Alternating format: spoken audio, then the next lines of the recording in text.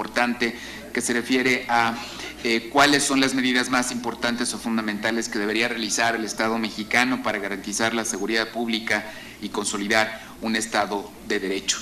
Esperemos arrojar algunas pistas, por lo menos, hacia dónde podríamos responder esta pregunta. Vamos a iniciar entonces con la presentación, la ponencia de Antonio de la Cuesta, y muy brevemente haré una lectura de su reseña curricular. Antonio es licenciado en Relaciones Internacionales por el Colegio de México, diplomado en Estudios México-Estados Unidos por la Universidad de California en San Diego, especialista en temas de entorno político e historia de México y Estados Unidos, migración, seguridad nacional e internacional, y estudioso del poder legislativo.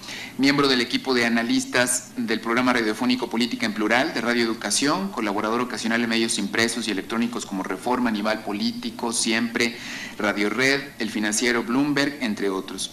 Ha colaborado como docente en el curso superior del Centro de Estudios del Ejército y la Fuerza Aérea. Algunas de sus publicaciones son Excesos innecesarios, aunque comprensibles, el reto de la definición de los marcos jurídicos para la colaboración de las fuerzas militares en actividades de responsabilidad civil, la política de seguridad de Estados Unidos hacia México y Centroamérica es otro. Y por último, importante mencionar, fue secretario técnico de la Subcomisión Bicameral de Consulta Pública para la Reforma del Estado en 2007, fue investigador de la Fundación Rafael Preciado Hernández, asesor en esta casa, en el Senado de la República de 2009 a 2012, y desde ese año director de análisis político del Centro de Investigación para el Desarrollo CIDAC. Muchas gracias, Antonio, adelante.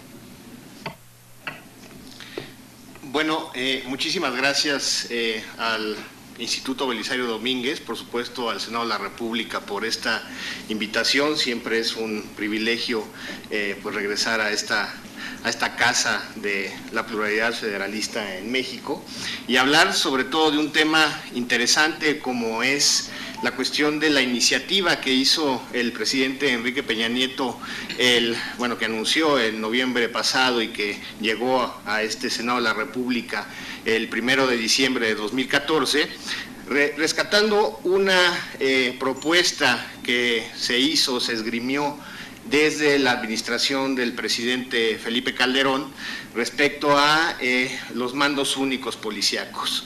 Ya, como ustedes saben, al inicio de los trabajos de este seminario, el senador Alejandro Encinas dio todo un panorama general de lo que son tanto las diferencias en cuanto a los modelos que se pueden ver sobre mandos únicos policiales, la manera en la que más o menos funciona la diversidad de estos esquemas, dependiendo de los municipios y los estados, por supuesto las particularidades que se mencionaban en la mesa anterior respecto a los estados y municipios, sobre todo municipios que no nada más pues tienen mayoritariamente lengua indígena, sino que incluso se manejan por uso costumbrismo.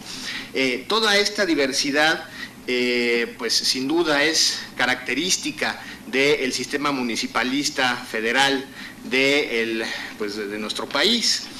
Y con base en ello, nosotros hacemos pues no necesariamente una crítica como tal, pero sí un análisis más detallado respecto a cuál es la conveniencia de llevar la figura de un mando único policial a el marco constitucional. Nos parece un paso tal vez muy arrojado en ese sentido, y vamos a explicar por qué. La siguiente, por favor. Era lo que platicamos respecto a la cronología de esta iniciativa, que es un poco reactiva a lo que ocurrió en el 26 de septiembre pasado en el municipio de Iguala, donde pues dos policías municipales estuvieron involucradas, la policía de Iguala y la policía de Cocula, y también curiosamente un mando único fallido, que es el mando único de Guerrero. Después el gobernador del Estado, hoy con licencia, dijo que, bueno, que Iguala jamás había aceptado los acuerdos de un mando único, pero en mayo de 2014, como lo veremos un poco más adelante, el gobernador y los mismos presidentes municipales anunciaron en ceremonia, con bombo y platillo, el establecimiento del mando único policial en 6 municipios del estado de Guerrero, entre los cuales figuraban además el 70% de la fuerza policíaca estatal, donde estaban, por supuesto, Chilpancingo, Acapulco, Zihuatanejo, Teloloapan, Tixtla e Iguala. Después sabemos todos lo que pasó. Hoy, mañana, exactamente hace 5 meses. La reforma, que insisto, o la iniciativa de reforma que se presenta como una reacción a esta polémica que se genera después de que la Procuraduría General de la República trae el caso Iguala, el caso Ayotzinapa, plantea cambios a 7 artículos de la Constitución. La mayoría de ellos versa en materia de seguridad pública y, muy importante, las potestades de estados y municipios. La siguiente, por favor. Los puntos que habría que considerar en este replanteamiento sobre la unificación de los mandos es una nueva consideración del modelo municipalista en México. Curiosamente, pues hay partidos políticos representados en este Congreso de la Unión que siempre han tenido en su, pues digamos, en su doctrina o en su declaración de principios al municipio como un punto fundamental de la organización política y social de este país. Ahora, con este tipo de iniciativas que no son exclusivas de este sexenio, sino, como ya lo mencioné, fue una idea que se planteó en diferentes términos, ciertamente, y con un diseño más o menos diferente, tiene sus similitudes, tiene sus diferencias, desde octubre de 2010 por parte de la administración del expresidente Felipe Calderón. Pero lo que sí hace es ir, sobre todo, y me parece, para términos de esta presentación, el artículo más importante a analizar, el 115 constitucional, que se refiere a las potestades del municipio.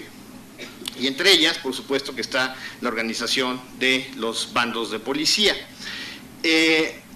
Como lo vamos a ver más adelante, creo que el tratar de rediseñar la cuestión del municipio como sustento de los niveles de gobierno de este país no es un cambio menor y es un cambio drástico que podría tener consecuencias, pues no necesariamente halagüeñas para, sobre todo para la situación actual que vive nuestra nación.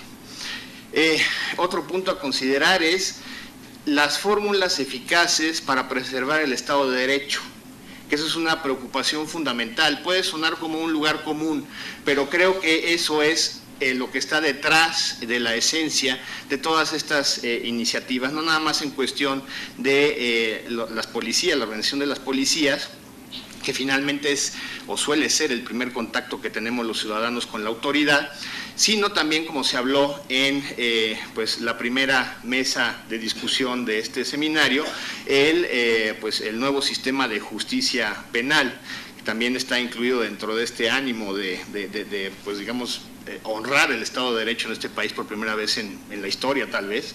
Y ese es uno de los problemas del nuevo sistema de justicia penal, por cierto, que tal vez la gente, además de que no conoce que está en marcha pues la implementación de la reforma de junio de 2008, en una de esas tampoco está consciente de que existía un viejo sistema de justicia penal.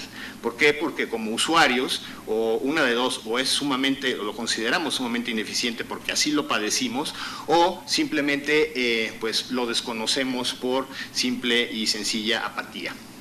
Y el tercer punto a considerar es el reconocimiento de la diversidad social, económica y cultural de las distintas comunidades del país.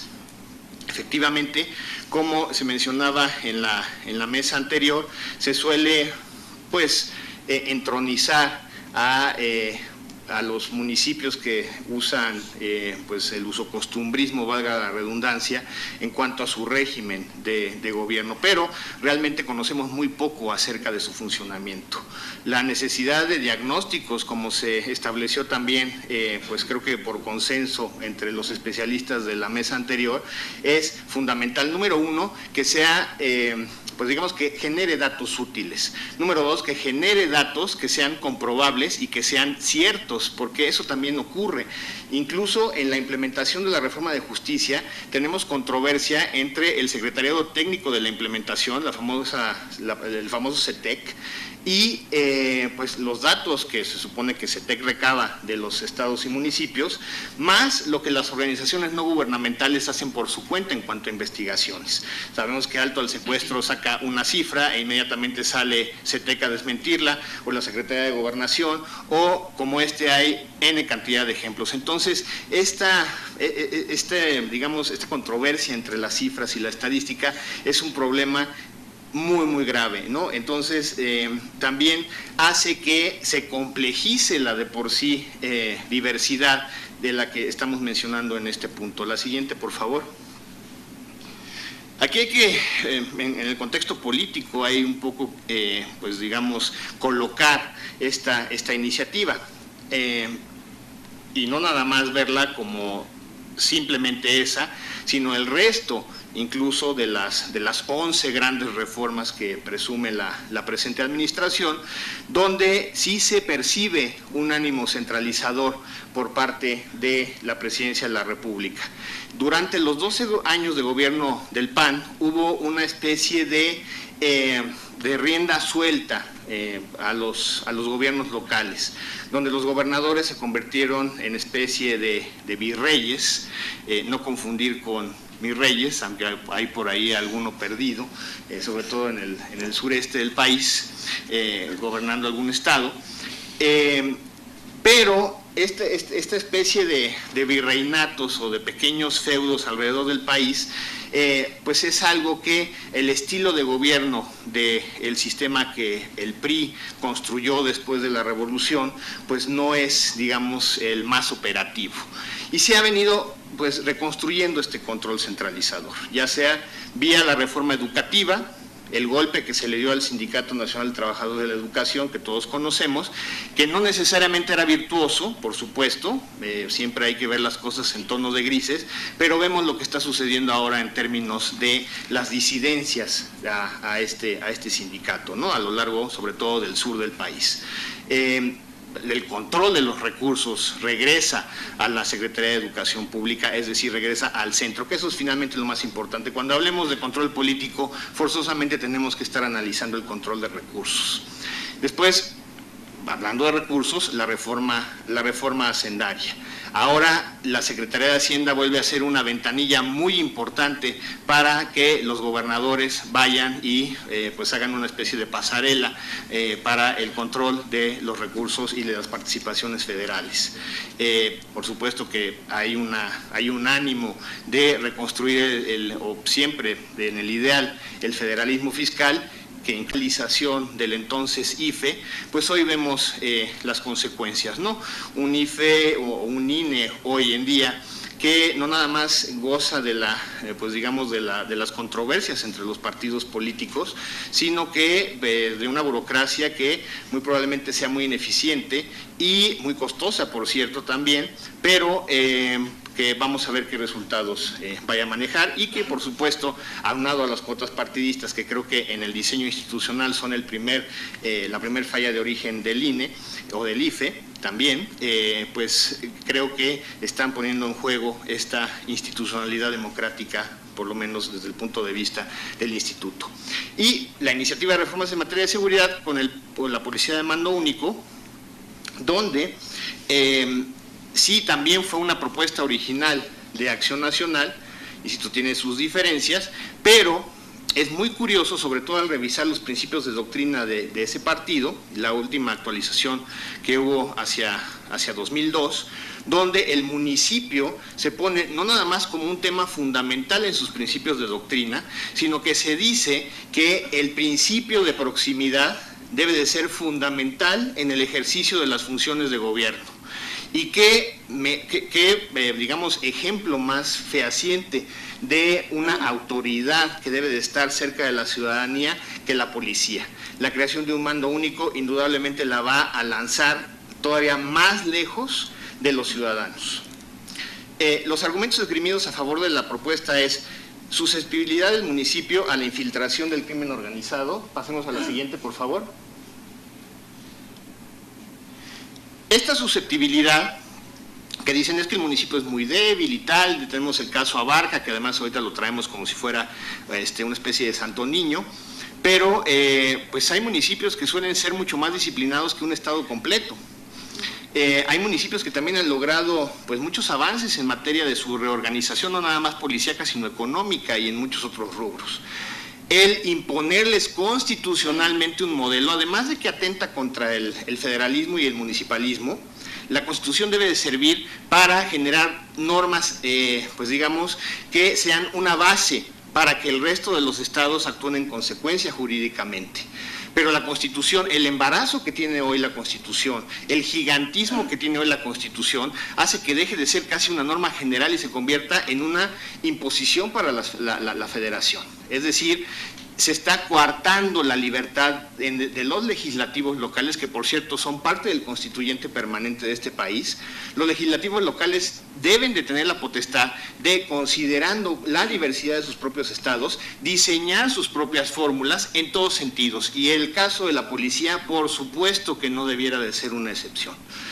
El uso más eficiente de los recursos. Acaba de salir en la cuenta pública 2013 que la Auditoría Superior de la Federación mandata que los estados, no los municipios, los estados hicieron mal uso de 458 millones de pesos en materia de organización policíaca. Entonces yo no veo la eficiencia, por lo menos en este ejemplo, y así como este puedo dar muchos, respecto a los estados usando sus recursos, ¿no?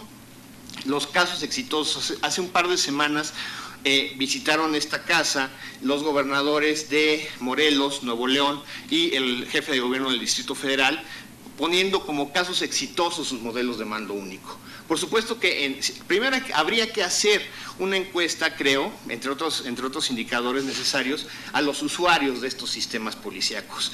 Me parece, yo que nací y crecí y me he desarrollado en el Distrito Federal, si me preguntaran como usuario qué opino de mi policía, creo que a través del tiempo estaría reprobándola pues constantemente, ¿no? A pesar de que se diga que es un gran modelo y debe de ser replicado, o cuando menos en donde haya características similares, creo que el modelo de mando único, que no policía única, como bien mencionó el senador Encinas, porque hay muchísimas policías en el DF, cada quien con una cultura diferente, eso sí, tal vez transversalmente, pues desafortunadamente también pues marcados por la corrupción en muchos sentidos, pero yo reprobaría a la policía capitalina en términos generales, ¿no? Al mando único capitalino incluso, o sea, no hay control, el mayor control que se puede dar es la corrupción, en muchos sentidos la impunidad, y la impunidad que muchas veces viene de una falta de denuncia, que procede a su vez de una falta de incentivos por parte de la autoridad, a la cual no tenemos confianza a acudir para hacer una denuncia, por ejemplo. Morelos, por supuesto que está en tela de juicio que sea un caso exitoso. El gobernador Graco Ramírez generó efectivamente un modelo mixto, donde hay una parte que se dedica a policía de proximidad y otra parte que se dedica a cuestiones que tienen que ver con delitos de alto impacto. Pues cuando menos en un estudio que hizo el Consejo Ciudadano y que se develó hace algunos días, Morelos sale como la entidad más violenta del país y la más desordenada en muchos sentidos. Y Morelos no nada más es Cuernavaca, Cuautla y Yautepec. Morelos es un estado complejísimo, es un estado que tiene una población indígena importante y que además pues históricamente ha sido pues una fuente importante de descontento social que no debe ser soslayada, además de que el mando único no está en todos los municipios de Morelos, ya que hay dos municipios importantes que son Tepoztlán y Teoloyucan, me parece, que están fuera de este mando único. Entonces, Nuevo León, se puede decir, si uno pregunta a la gente de Monterrey, de San Pedro Garza y tal, podrían decir que sí, ha sido un modelo exitoso, pero también por las características mismas de la zona metropolitana de Monterrey, donde está concentrada un altísimo porcentaje de la población de Nuevo León. Nuevo León tiene un territorio importante, mediano, sí, por supuesto, pero la mayoría de la población se concentra en esta zona metropolitana, lo cual haría, entre comillas, más manejable la situación de la seguridad. Habría que preguntar a la gente de Linares, a la gente de China, que también está funcionando este mando único en Nuevo León, es decir, buscar qué dicen los usuarios respecto a este servicio público. La siguiente, por favor.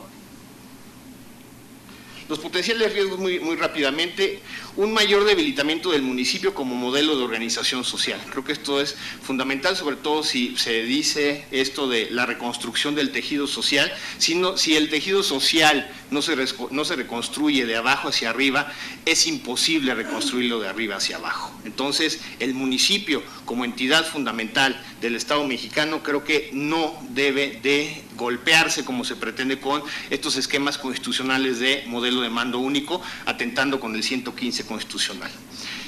La arbitrariedad de los niveles superiores de gobierno. Una de las cosas que el PAN criticaba del mando único en el Distrito Federal hace 20 años era precisamente eso, que los delegados deberían de tener potestades sobre sus propias policías, porque era la policía de proximidad la que importaba y la que podía ser más eficaz a la hora de la prevención del delito, porque casi siempre hablamos de la sanción del delito, pero esa es la última instancia. La primera instancia que debiera ahí de detenerse la cuestión es la prevención del delito, y la proximidad nos parece que es fundamental para ese sentido. Y la arbitrariedad de los niveles superiores de gobierno es que muchos estados que sí son diversos políticamente hablando, por ejemplo el Estado de México, que en algún momento tuvo un corredor azul, un corredor amarillo, y gobernado por el Partido Revolucionario Institucional, que lo ha hecho desde que el Estado de México está constituido después de la Revolución, desde que existe por supuesto el PNR, PRM, PRI, no ha habido alternancia, pero yo me imagino a los alcaldes de Naucalpan, de Tlalnepantla, de Atizapán, en el caso del corredor azul, o de Nesa, de Chimalhuacán, de Texcoco, en el caso del corredor amarillo, con policías estatales interviniendo directamente en sus asuntos. Creo que si fueran otros tiempos, esto sería prácticamente inaceptable. Los detalles en la reglamentación de la reforma, en esta 62 legislatura creo que hemos visto cómo todo mundo aplaude con bombo y platillo las reformas a la Constitución, y a la hora de la reglamentación, toda la esencia de esa gran reforma que todo el mundo aplaudió, las organizaciones de la sociedad civil, la oposición, la ciudadanía, todo el mundo lo aplaude, y a la hora de la reglamentación se echa hacia atrás. Esto, digo, sobre todo se ha hecho más público, pero es un gran riesgo, porque ya una vez abierto el candado de los mandos únicos, entonces a la hora de la reglamentación vamos a ver cómo se trastoca aún más el régimen de los municipios. Y finalmente, perder la oportunidad de generar un diagnóstico que permita diseños más adecuados de los modelos policíacos. Siempre se dice cuando se esgrime este argumento: no, es que esto lleva mucho tiempo, esto es urgente, la situación del país no aguanta más. La propuesta de mando único del presidente Calderón data de octubre de 2010. Han pasado casi 5 años, 4 años y medio desde que se tenía esta preocupación. Han pasado casi 10 años de que inició esta guerra, lucha o como le quieran llamar, contra el crimen organizado y el narcotráfico. En ese tiempo no hemos podido hacer un diagnóstico de las policías, así como no hemos hecho diagnóstico de muchas cosas. ¿Cómo es posible que apenas hasta hace unos meses hayamos tenido un diagnóstico de las escuelas que existen en el país, profesores, instalaciones y tal? De policías, muchísimo menos, y las resistencias que se podían encontrar además a la hora de hacer este estudio serán, por supuesto, dignas de considerar, ¿no? Y en conclusión, la siguiente, por favor. El modelo de mando único no es necesariamente ni panacea ni atentado contra el municipio. Se debe de estudiar caso por caso y analizar la realidad de cada una de las comunidades. Si hay necesidad de replantear el municipio en cuanto a sus límites, sus fronteras, hay que hacerlo. Si es necesario tener en algún estado un mando único entero, hay que hacerlo. Si hay que tener un modelo mixto, también hay que hacerlo. Pero siempre con base en un diagnóstico, en datos, en estadística. Por lo cual resulta impostergable este diagnóstico integral del estado de las policías en entidades y municipios. Y finalmente, garantizar la inversión eficiente sobre el gasto dispendioso y o el subejercicio de los recursos. La última, por favor. lo que habíamos dicho de lo que nos ha ilustrado la dinámica de esta 62 legislatura, la corrupción y la impunidad no dependen del nivel de gobierno, sino de la fortaleza institucional de los mismos, es decir, de que haya voluntad política para la aplicación de la ley. Eso es lo único que se tiene que hacer, aplicar la ley, y eso depende de voluntad política. Si se aplicara la ley no había problema, pero desafortunadamente los incentivos para hacerlo son muy pocos, y los incentivos para coludirse entre niveles de gobierno, entre incluso partidos políticos, también son muy altos.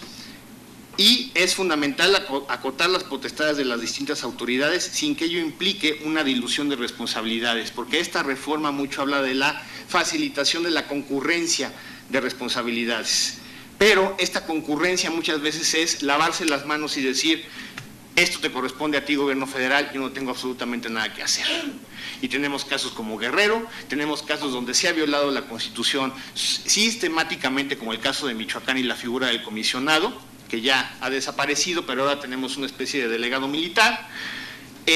Entonces, si no hay una acotación real y fehaciente, y por supuesto que se respete de las potestades de estados versus municipios versus federación, también vamos a seguir teniendo un absoluto desorden. Aquí lo dejaría, dejándoles únicamente también los datos del Centro de Investigación para el Desarrollo AC, del SIDAC, esperando que pues le haya sido de su interés esta conferencia, e invitándolos a que consulten los contenidos de SIDAC en las diversas plataformas que tenemos. Muchas gracias. Muchísimas gracias, Antonio. Bien, siempre hay muchos más temas que tiempo, así es que muchísimas gracias por hacer el esfuerzo de acotar tantos asuntos en su periodo de participación. Si Suhaila Basbás Curi, que es la siguiente presentadora, me lo permite, voy a hacer una referencia muy general a alguno de sus antecedentes curriculares. Es fundadora y directora general de una organización de la sociedad civil que se llama Cohesión Comunitaria e Innovación Social. Ha colaborado con distintos actores gubernamentales, no gubernamentales, en distintos niveles de gobierno, ha capacitado a más de 5,000 actores en todos estos niveles, tiene antecedentes profesionales, académicos en Inglaterra, en México en el CIDE, y ha sido funcionaria pública tanto en aquel país como en este. Entonces vamos a darle la palabra a Suhaila para que nos haga sus comentarios. Adelante.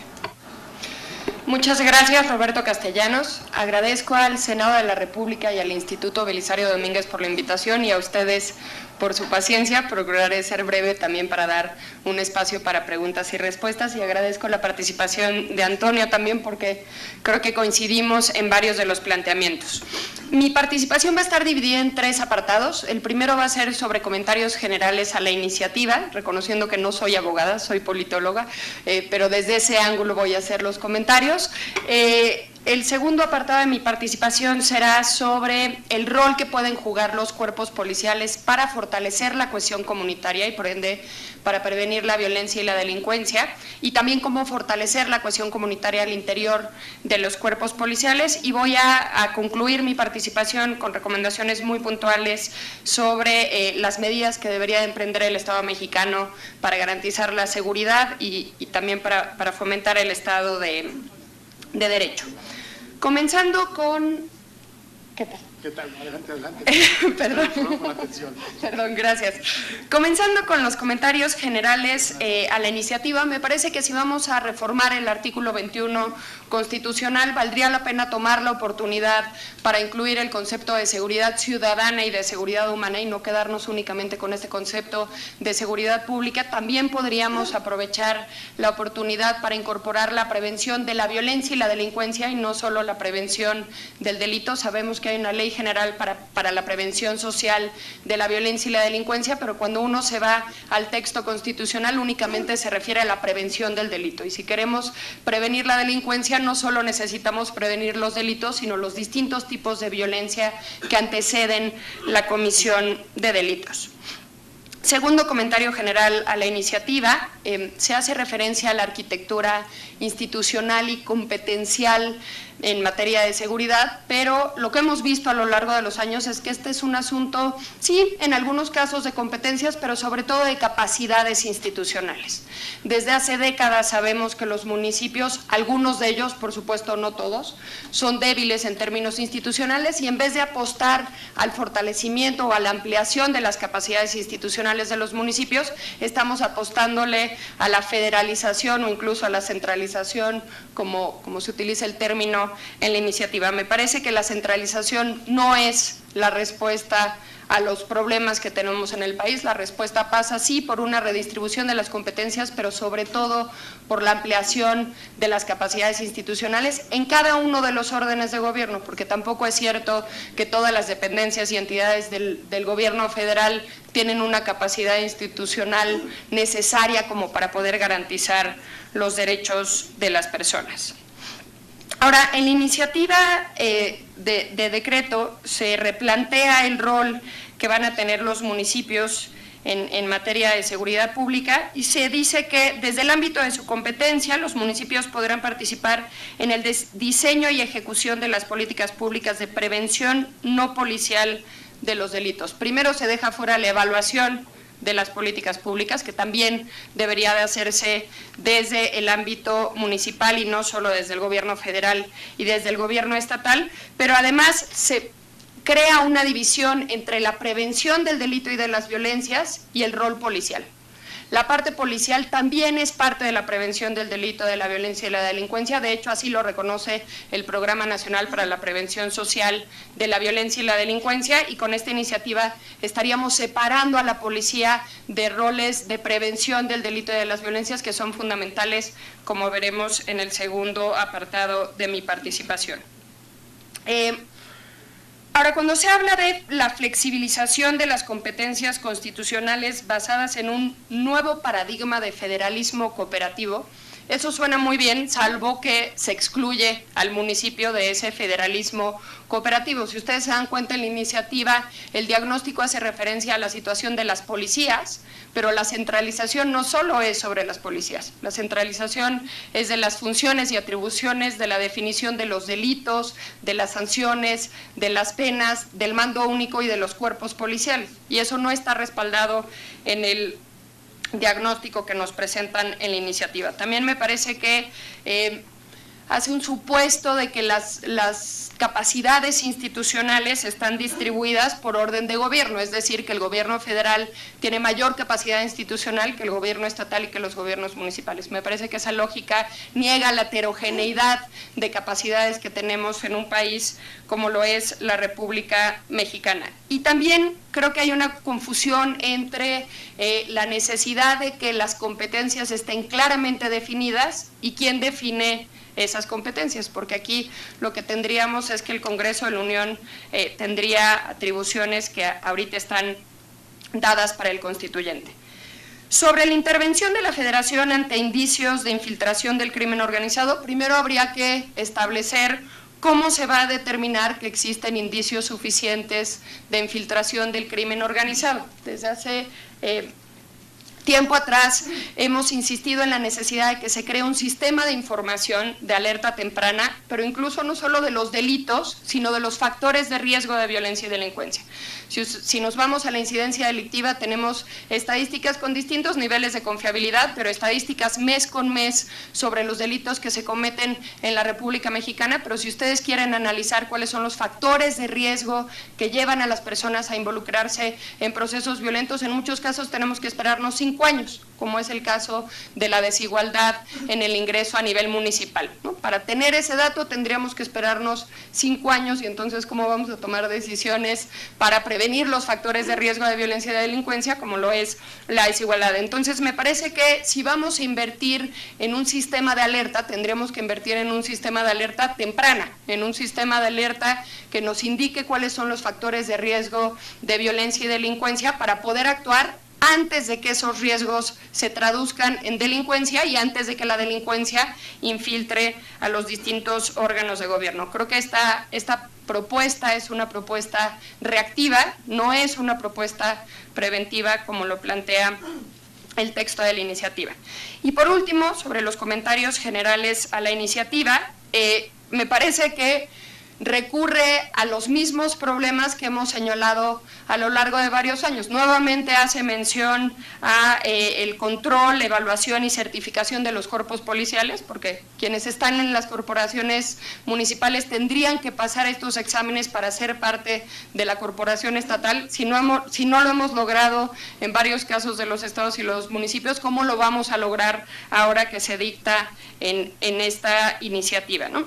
Otra vez queda fuera la evaluación de los servidores públicos, que son los cuerpos policiales, por parte de los derechohabientes, que es la ciudadanía. Nosotros tendríamos que ser quienes estamos evaluando también a los cuerpos policiales.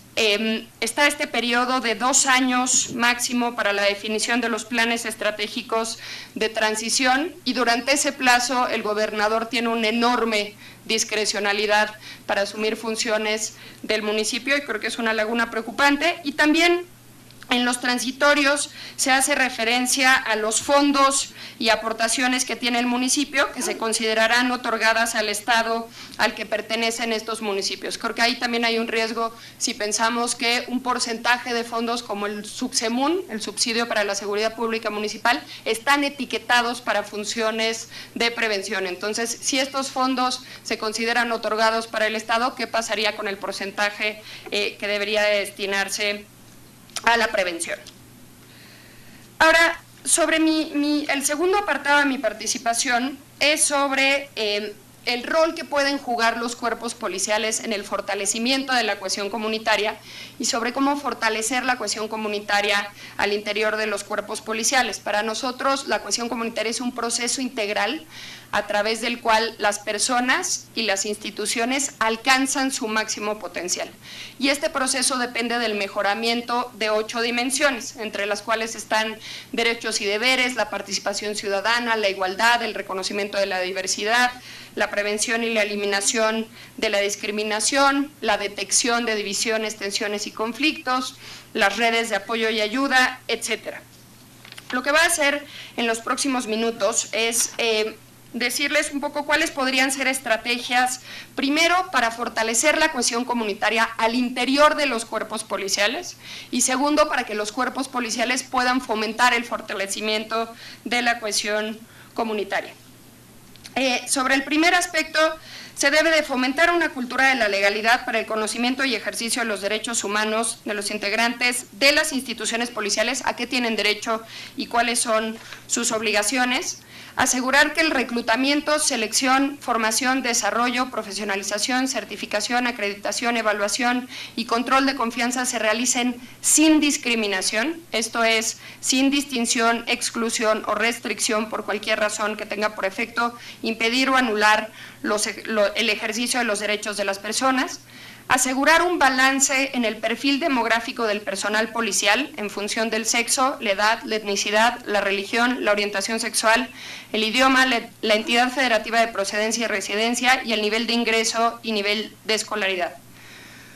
Confrontar y transformar las relaciones de poder que existen entre hombres y mujeres, y hago eco de lo que se planteó en la mesa anterior, pero al interior de las instituciones policiales a partir de medidas que tengan perspectiva de género. Por ejemplo, garantizando la reducción y erradicación de la brecha salarial entre hombres y mujeres, la eliminación de los techos de cristal para el desarrollo y ascenso de mujeres en la cadena de mando, los permisos de maternidad y paternidad por periodo equiparable tanto para hombres como para mujeres, la igualdad de acceso a estancias infantiles para hombres y mujeres con hijos, la prevención y erradicación de la discriminación por sexo y por razones de género, y la garantía de que el sexo no es un criterio para el reclutamiento, selección, formación, etcétera. También la prohibición de la solicitud de certificados médicos de no embarazo para el ingreso, permanencia o ascenso en las instituciones.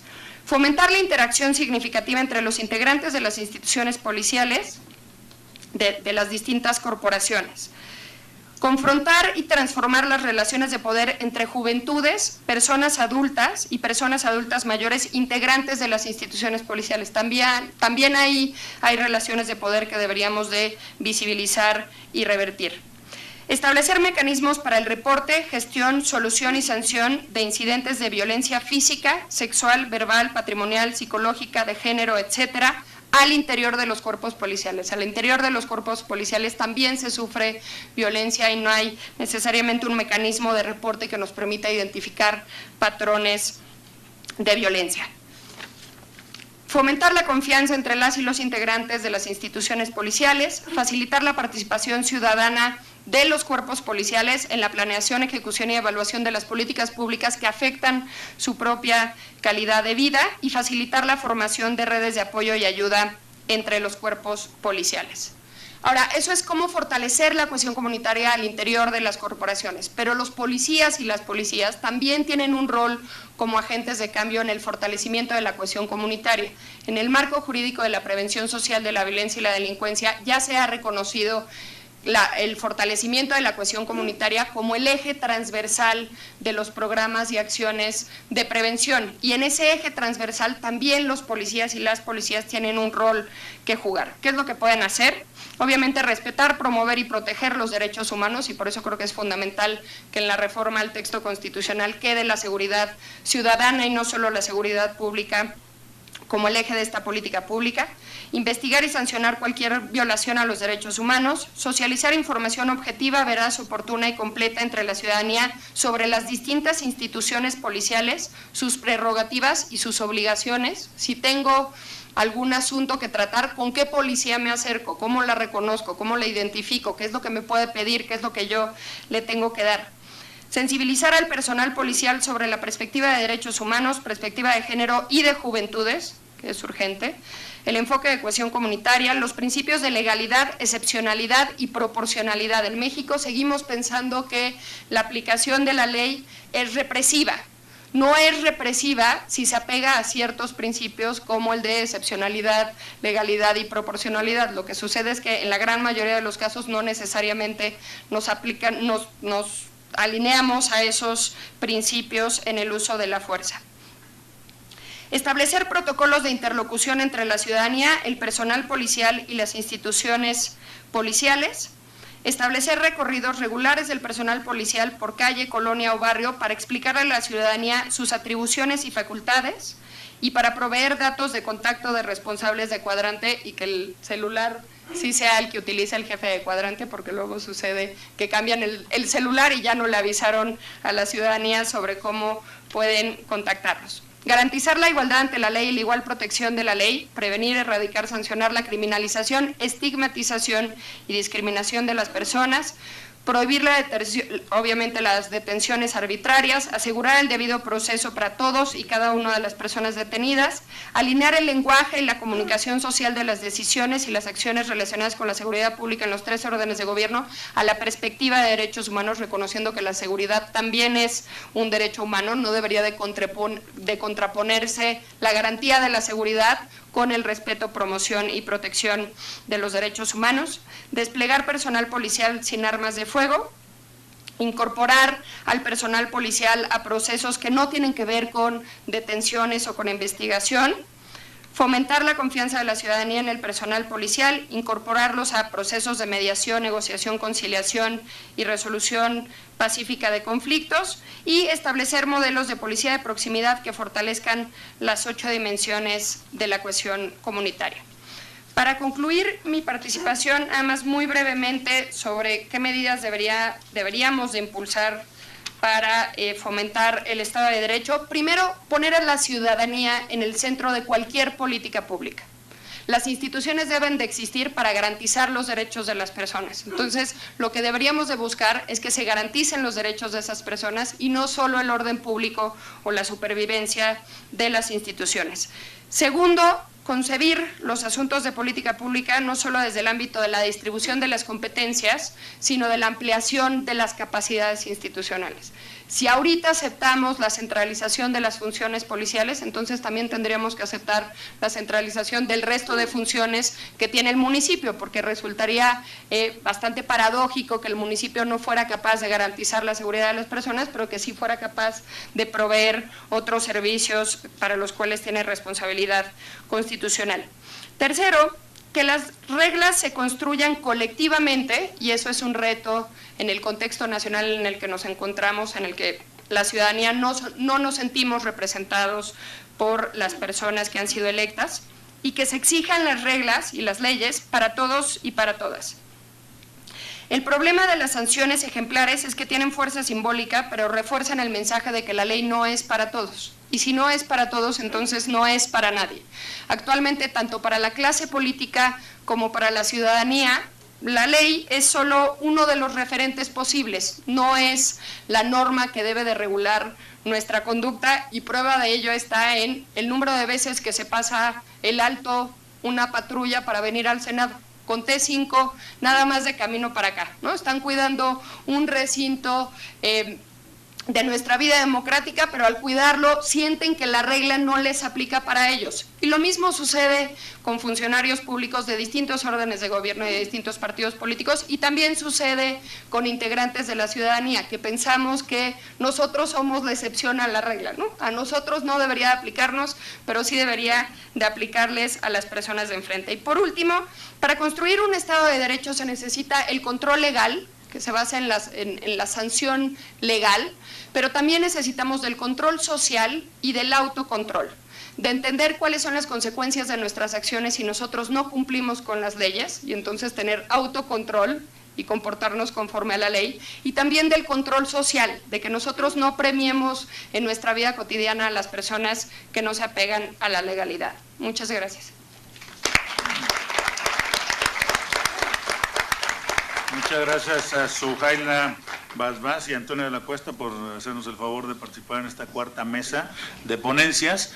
Quiero, si me lo permiten, destacar la presencia en este evento del senador presidente del Instituto Belisario Domínguez, el senador Fernando Herrera Ávila, aquí presente.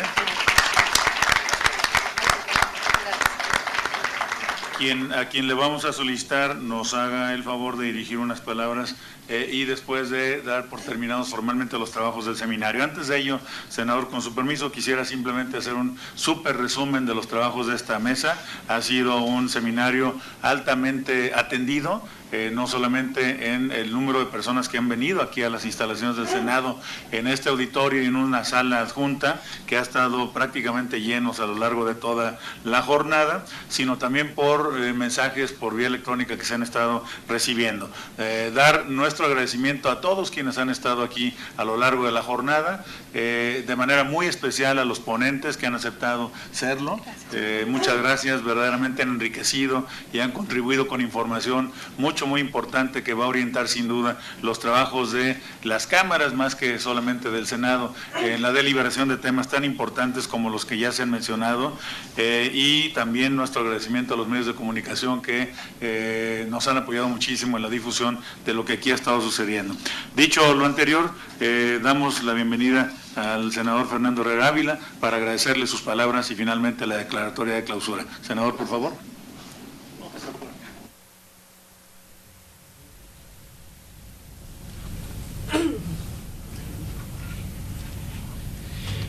Muy buenas tardes a todos y a todas. Gracias por su participación en este evento que sin lugar a dudas tiene una relevancia sin igual. Hoy por la mañana estuvo en este foro el presidente de la mesa directiva del Senado de la República. Junto con ustedes y en diversas mesas de análisis, de intercambio de ideas, han participado compañeros senadores con la intención de recibir su punto de vista, sus inquietudes sobre esta materia tan importante. Seguridad y justicia, los nuevos retos, los grandes pendientes. Hoy concluimos esta participación con la exposición de dos grandes personajes, dos grandes expositores que participaron de manera ágil, compartiéndonos su experiencia, su visión. Por eso yo quiero pedirle a don Antonio de la Cuesta, agradecerle su participación el día de hoy y entregarle este reconocimiento a nombre del Instituto Belisario Domínguez.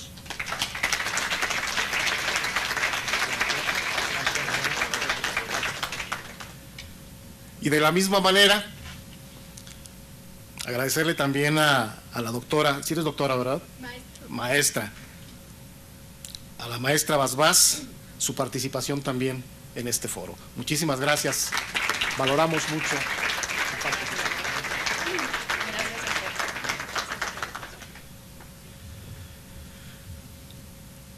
Celebro que los trabajos de este seminario sirvan para profundizar en el análisis y el debate sobre la seguridad pública en México. No todo se ha dicho, ni todo se ha hecho en materia de seguridad nacional. A muchos exaspera que se hable en el contexto internacional de la mexicanización de la violencia. Se envían notas diplomáticas al Vaticano con el argumento de que son un instrumento para fortalecer el diálogo entre los jefes de Estado.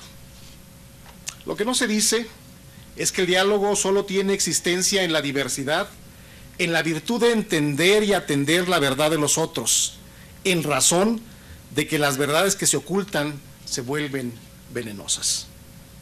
Se habló de balcanización, de colombianización y ahora de mexicanización. Estos conceptos geopolíticos que describen procesos de división, desintegración, divergencia y ruptura de acuerdos de cooperación deben dimensionarse con exactitud, desprovistos del aspecto mítico que los envuelve. Ninguna organización criminal ha puesto en peligro la estabilidad institucional de México.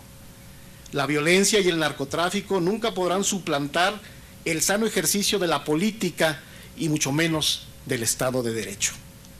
Lo dicho por el Sumo Pontífice es una seria y respetable advertencia que debe alertar a los poderes de la Unión en materia de seguridad pública, derechos humanos y procuración de justicia. De ahí la importancia de este seminario, cuyo objetivo es enriquecer y ampliar la discusión sobre la seguridad pública en México desde la perspectiva de los derechos humanos y de nuestro sistema de justicia, como marcos, desde luego, estratégicos que consoliden y fortalezcan la seguridad que reclama nuestra nación. La injusticia, la desigualdad y la impunidad no son exclusividades de nuestro país. Este seminario que hoy clausuramos, al que convocó el Instituto Belisario Domínguez, no debe transformarse en una reunión fallida de académicos, especialistas e investigadores convidados de piedra.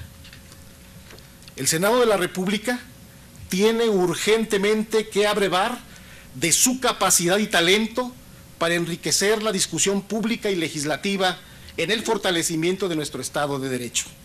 Sabemos del alto sentido de responsabilidad de cada uno de los que participaron en este seminario.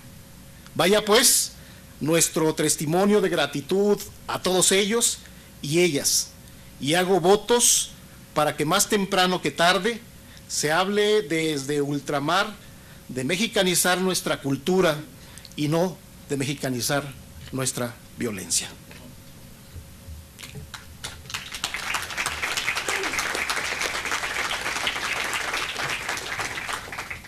Para proceder al acto formal de clausura, le voy a pedir a mis compañeros que seamos tan amables en ponernos de pie.